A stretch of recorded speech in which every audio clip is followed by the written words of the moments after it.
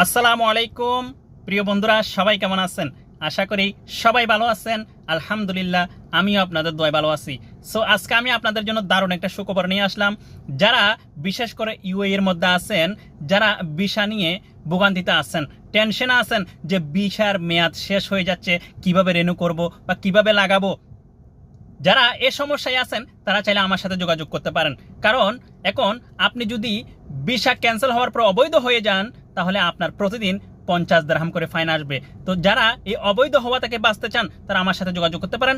আমার কাছে ডিএমসিসি কোম্পানিতে ইন্টারভিউ আছে, যেটা হচ্ছে ক্লিনারের কাজ, যেখানে আপনি ক্লিনারের কাজও করতে পারবেন, প্লাস ভিসা লাগিয়ে বৈধ হতে পারবেন।